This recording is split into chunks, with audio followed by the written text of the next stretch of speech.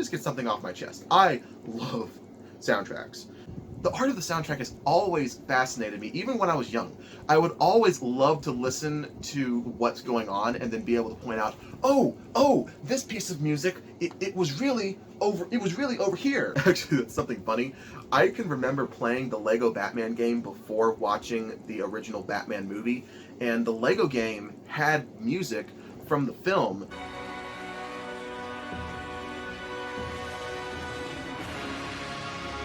And I was always listening to that going, wow, that is a really cool Batman theme. And then years later, when I finally watched the Michael Keaton Batman movie, I'm like,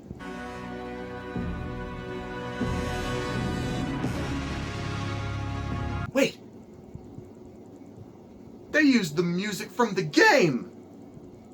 That is so cool. It took me a while before I finally figured out, no, the movie came first. And they put that music in the game. But I'm getting off track because there is a film that I do want to talk about because it has a really, really good soundtrack. Now, I'm going to be honest with you. If you told me that this was going to be the first movie that I analyzed the soundtrack of on this YouTube channel, I would have said you were nuts because this is, look, I'm going to be honest, it's a B-rated movie. But I stinking love it. I grew up with this film. It's my childhood. Now, some of you out there may not have even heard of this film, and if not, that's okay. It's a pretty good film. It has some cheesy moments, but it's pretty good. You know what? It's pretty good. The movie's called Sky High. Most of you probably just clicked away off the video right now.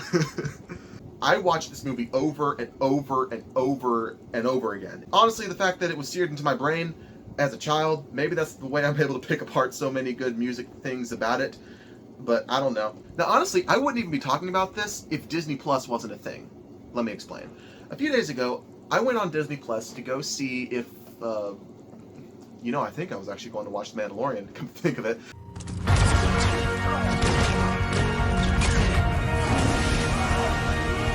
But after I finished the latest episode, I went to go take a look at what else is on Disney Plus, and I saw the recently added page had the movie Sky High. Now, ultimately, the inner kid in me just jumped for joy because Disney had just included my all-time favorite childhood film. And so the first thing I did, I clicked it, and then I watched it. And I couldn't be happier. Had cheesy moments in it, but what film doesn't? Any film directed by Christopher Nolan, that's the answer. But honestly, the biggest thing about this movie, the thing that made me freak out and say, okay, I might make a video about this, is the fact that it was scored by Michael Giacchino. But I'm going to go out on a limb here. This is coming from the guy who scored Doctor Strange, both Spider-Man Homecoming films, or the ones with Tom Holland, Incredibles 1 and Incredibles 2, and Sky High. I'm going to say that Sky High has the best villain theme of all superhero themes. Royal Pain's theme, it's not just that it's a really good piece of music, which it is, but it's deep. It's actually layered. Thought was actually put into how Royal Pain, as the villain in this story, acts, and what Giacchino did. It's really, really cool. And that's what I'm going to dig apart in this video. What makes the Sky High soundtrack so effective?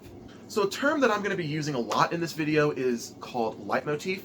Now, a leitmotif, it's basically just the proper word for theme music, and you probably already know what it is, even if you're sort of into theme music. This is something that Star Wars does really well because we have so many different leitmotifs and so many different characters. Like how whenever we see Darth Vader, we hear the Imperial March.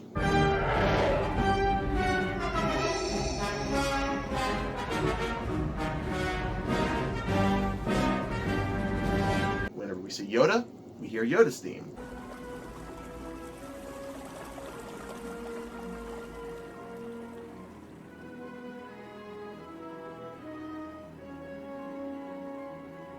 Whenever we see someone using the Force, we hear the Force theme.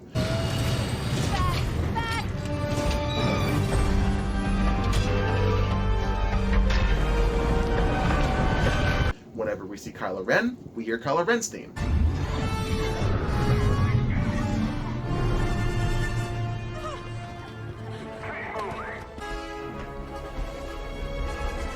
Now, you can't necessarily use too many leitmotifs in an hour and a half movie because you can tend to bog down your film. But Giacchino was able to somehow score enough leitmotifs around the narrative itself that he didn't really need to score anything else.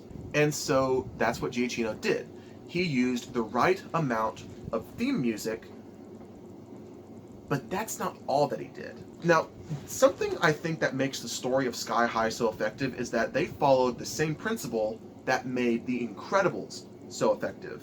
The Incredibles isn't a story about superheroes, it's a story about a family, and they just so happen to be superheroes. Intervene! You want me to intervene? Okay, I'm intervening. I'm intervening! Sister Violet, let go of your brother! Likewise with Sky High, it's a story about a high school that just so happens to train superheroes. Welcome to Hero Support. My name is All-American Boy. Coincidence? I think not! And so, now that we've established that we're in a world of superheroes and high school teenagers, we are able to cover a whole lot of different ground musically, and specifically through the use of diatonic music. Now, diatonic music means it's just music that exists in universe, or in the world, meaning that the characters in the story can hear the music. And Sky High, we hear pop music.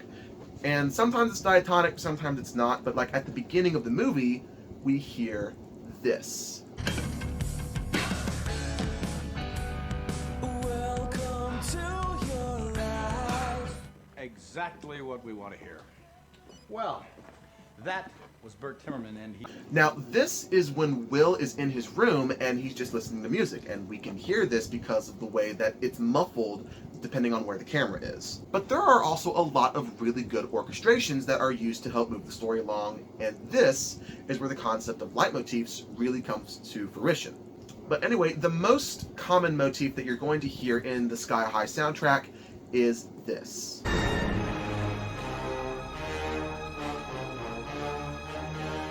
Now, this is the main theme to Sky High, and I'm probably sure that you can classify this as Will's theme, because it's pretty much all over the place in the movie, but I'm pretty sure that it's at its strongest in two parts of the movie. One, when we see Will get his super strength. Leave them alone! He's strong. I'm strong. And two, when we see him get his super flying abilities. Surprised? So am I. You're flying! And also something interesting to note is that his leitmotif, or the main theme to Sky High, with being Will's theme, it has an orchestral template. Whenever you say you have a template for a piece of music, it just basically means what kind of instruments that you're using to play that music. If you have an acoustic template, that probably means that you're playing guitar and having vocals. If you have a choral template, it means that you have a choir singing your thing.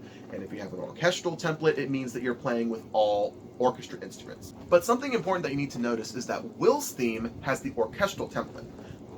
And that is pretty much the standard that's used for superhero themes, pretty much usually, but I honestly think the fact that he orchestrated Will's theme in the orchestral template is a reference to one of the greatest superhero themes of all time, or I should say, one of the most generic superhero themes of all time, the Superman theme.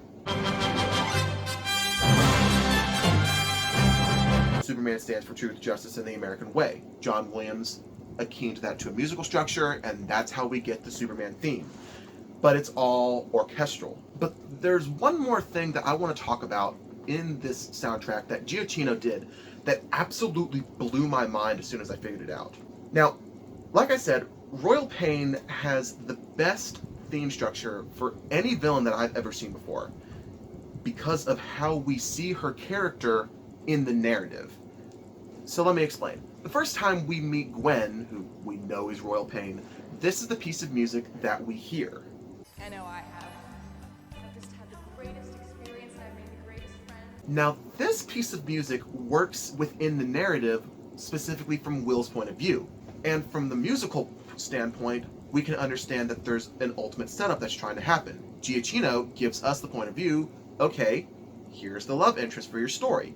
And that's the piece of music that we hear. So later in the movie, when Will's going through the yearbooks of Sky High, he notices that there's a person who looks just like Gwen. And at this point, he's realizing, oh no, I've been played. She's after the pacifier. And this is when he starts to realize that Gwen is really a villain. And this is the piece of music that we hear. That's weird. Let me try to break it down for you. When we first hear Gwen's theme at the beginning of the movie, the melody line is bum bum ba da ba dum. It's in a major key signature, it's all happy and perky, and then when we see Will learning the secrets of everything going on, we hear bum ba da bum bum bum bum ba dum. Now, this piece of music is a little bit different. The template has shifted from a piece of pop music to a theme of orchestral template. It's in a minor key as opposed to Gwen's major key signature. Here's the really interesting thing. If you take the final notes of Gwen's theme, bum ba dum, if you shift it to the minor key signature of the beginning of this stressful theme, bum ba da, bum ba dum, bum ba dum. You hear how it shifts from major to minor? It's the same note structure, just shifted from a major key to a minor key. You took the end of Gwen's theme, put it at the beginning of this stressful theme, and then changed the template. That's how we get this piece of music. I know I have. I've just had the greatest experience and I've made the greatest friends. That's weird. Later, we shift on to Homecoming, when Gwen announces her presence as Royal Pain. We hear this. We planned a special tribute to the most powerful super being ever to walk the halls of Sky High. Me!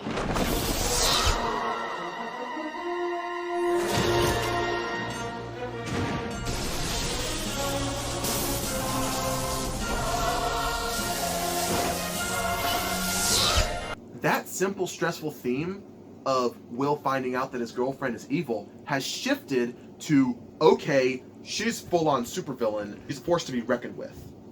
And we hear this theme repeated throughout the final act of the movie, even when she's giving her monologue. I take you back, my dear commander, to your senior year at Sky High. A time before anyone knew what a technopath was, so a brilliant but misunderstood girl named Sue Tenney was written off as a science geek and stuck in sidekick class. But after the monologue, this is when the theme just dials it up to 11. We go from having just the simple orchestral template and even just a few minor choral vocals. We get to see Royal Pain in her element. We get to see everything we need to know about Royal Pain. We hear vocally what this means. And it all started with that one simple motif. But then the thing that happened after this is when we get to see the real Royal Pain theme. It's not just when we go from first time we meet Gwen, okay, she's really nice, uh-oh, the theme transforms, okay, she's really mysterious, okay, here's the epic form of the theme, it's utterly mysterious. You take that same theme and transform it one more time, and then it becomes this theme for the final battle.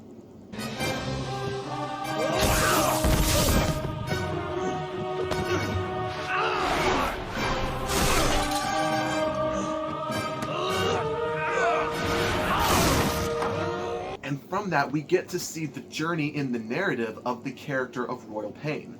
First, we meet Gwen. She's just a simple love interest. Then you find out her theme has a little bit more to it behind the main motif. Literally on the tail end of the main... It's literally on the tail end of the main motif. That builds into the mystery. The mystery builds into the chaos. So that's how we get from this... I know I have. I've just had the greatest experience and I've made the greatest friends. to this. That's weird.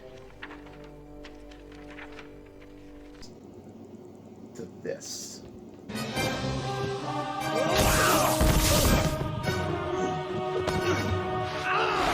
But anyway, that is why I think that the Royal Pain theme structure is the best format for a supervillain theme. So I know that this is different from other videos that I've posted on this channel up to this point, but if you enjoyed it, please leave a like and comment down below what soundtrack you'd like me to cover next. Answer the question, if you could have any superpower, what would it be?